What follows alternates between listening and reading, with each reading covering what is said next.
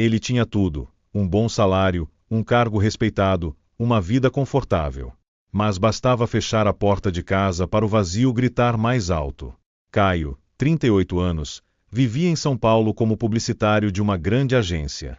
Por fora, sucesso. Por dentro, silêncio, mas não o tipo bom. Um ruído constante, invisível, parecia ecoar dentro dele. Insônia, palpitações, crise sem motivo aparente. Em meio à rotina esmagadora, algo que ele não sabia nomear começou a se manifestar.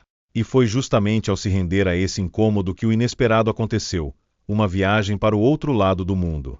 Tudo parecia normal. Uma segunda-feira cheia de compromissos, reuniões apertadas e pressão para entregar resultados. Caio, como sempre, havia preparado sua apresentação com perfeição.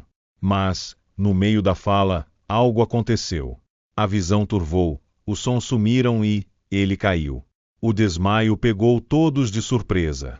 No hospital, os exames não apontaram nada físico. Seu corpo está avisando.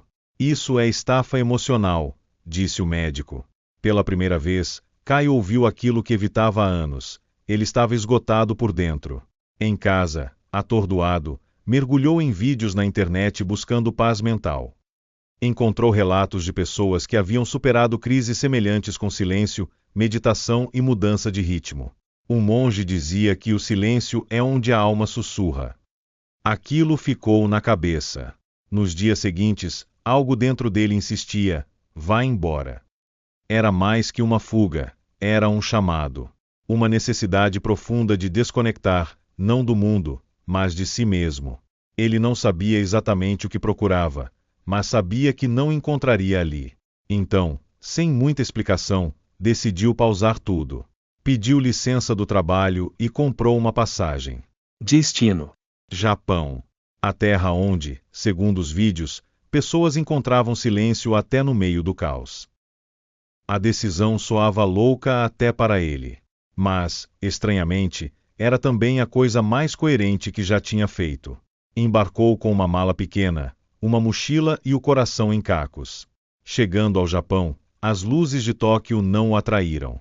Ele seguiu direto para Kyoto, onde subiu até um templo nas montanhas. Um lugar afastado, sem turistas, sem lojas de conveniência, sem espelhos. Era como atravessar um portal para outro tempo. Foi recebido por um grupo de monges em silêncio absoluto. Nenhum sorriso, nenhuma pergunta. Apenas um gesto indicando que ele deveria seguir. Um deles, de cabeça raspada e olhar firme, sussurrou: aqui, não buscamos respostas. Aprendemos a parar de perguntar. A frase ficou ecoando dentro dele.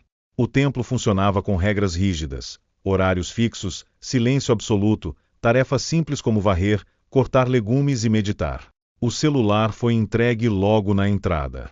Caio sentiu um frio na espinha. Não era uma viagem turística, era um confronto com o vazio. Mesmo assim, algo o manteve ali. Talvez fosse a esperança de, enfim, conseguir calar a mente. Ou talvez, pela primeira vez na vida, ele estivesse disposto a não controlar o processo. Apenas viver. A rotina era brutal. O dia começava antes do nascer do sol, às 4 da manhã. Um gongo soava pela montanha, acordando todos ao mesmo tempo. Sem palavras. Cada passo do dia era programado. Meditação prolongada em silêncio total, refeições sem conversa, tarefas repetitivas. No início, o incômodo era quase insuportável. Seu corpo protestava, a mente corria. Pensava no trabalho, nas contas, nos erros, nas decisões, tudo de uma vez. Sentia raiva, frustração, vontade de fugir. Tentou justificar para si mesmo que aquilo não era para ele. Mas algo dentro dele sabia. Aquilo era exatamente o que precisava. Foi então que notou um monge mais velho, de movimentos lentos, que parecia observar tudo em silêncio. Um dia, durante a limpeza do pátio, o monge se aproximou e disse baixinho: toda semente grita antes de brotar. A frase tocou fundo. Não fazia sentido racional, mas fazia todo sentido emocional. Nos dias seguintes, Caio começou a observar aquele monge. Seu nome era Oshin. Ele não falava muito, mas suas poucas palavras tinham peso. Caio percebeu que, mesmo no silêncio, havia uma linguagem acontecendo. E talvez, finalmente, estivesse aprendendo a escutá-la. Numa manhã de céu limpo, Oshin convidou Caio para uma caminhada. Saíram sem falar, subiram trilhas entre árvores e neblina até chegarem a um bosque de bambus. As hastes verdes se estendiam ao alto como colunas de uma catedral viva.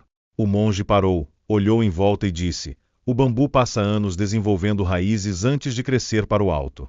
É por isso que, quando cresce, ele não se quebra."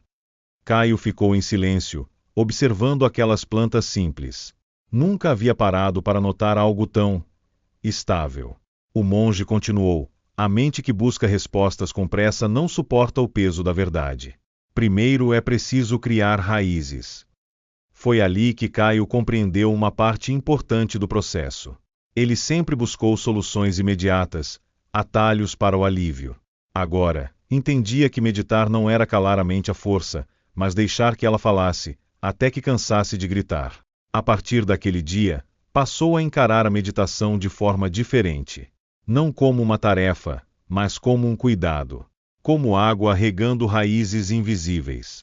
E mesmo que ainda doesse, havia agora uma intenção verdadeira: crescer por dentro, mesmo que ninguém visse. Com o passar das semanas, os efeitos começaram a surgir de forma sutil. Ele dormia melhor, com sonhos mais calmos. A respiração, antes acelerada, tornou-se profunda. Os pensamentos, que vinham como avalanches, agora surgiam como ondas leves. Durante a meditação, já não esperava milagres. Apenas sentava e observava. E foi num desses momentos que aconteceu algo inesperado. Lágrimas começaram a escorrer. Sem dor específica, sem causa clara. Apenas uma liberação. Caio chorava e não tentava parar. Era como se, por fim, tivesse se permitido sentir tudo ao mesmo tempo. Mais tarde, Oshin se aproximou e disse: "Quando a água está calma, conseguimos ver o fundo." A frase ecoou com força. Caio entendeu que o silêncio não era um castigo. Era um convite. Um espaço onde o caos não dominava. Onde ele podia existir sem se justificar, sem se defender, sem esconder a dor. Começou a perceber pequenos gestos com mais intensidade: o som do vento, o cheiro do chá, o calor do sol na pele. A pressa já não fazia sentido. Ele estava presente. E isso, por si só, era uma cura. Voltar para São Paulo foi um choque, mas não como antes. As buzinas, os prazos, os relógios correndo pareciam os mesmos. Mas Caio havia mudado. Voltou ao mesmo apartamento, à mesma agência, mas com práticas novas. Todas as manhãs, acordava cedo e sentava em silêncio por 20 minutos. Não meditava esperando paz, apenas criava espaço. Antes de reuniões, respirava profundamente. Nas pausas do dia, caminhava sem celular. À noite, agradecia por 3 coisas, mesmo que pequenas. Os colegas notaram. Ele falava menos e ouvia mais. Era mais direto, porém gentil. Quando algo dava errado, respirava antes de reagir. Alguns perguntavam o que ele tinha feito. Caio sorria e dizia: "Fui escutar um pouco de silêncio." Não virou monge, não largou tudo, mas entendeu que não precisava viver no limite. O aprendizado não foi uma fuga do mundo, mas um reencontro com sua essência. Mais do que técnicas, ele trouxe de volta uma nova visão. O mundo não muda, mas sua maneira de estar nele, sim. E isso muda tudo. Caio não achou respostas em mosteiros ou livros.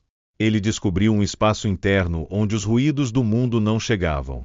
E ali, todos os dias, reencontra a si mesmo.